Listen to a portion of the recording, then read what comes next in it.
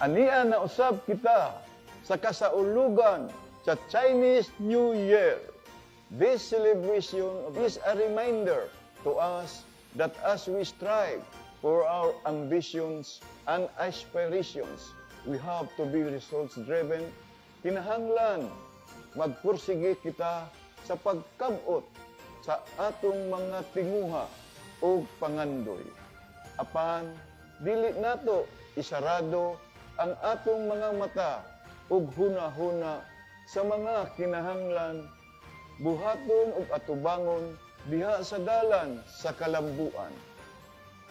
We should always extend a helping hand and always be ready to help and give support and assistance to those who are in need as we tread the road to success.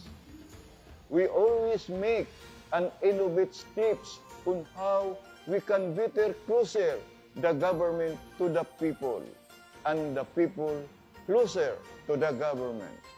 And we have constantly reminded ourselves of the government's obligation of service to its people should we strive for sustainable development. As we celebrate this New Year, sa atong mga kaigsuunang mga insik, Filipino-Chinese o sa tibuok lumulupyo sa dakbayan o sa katawhanong Pilipinhon, Happy Chinese New Year!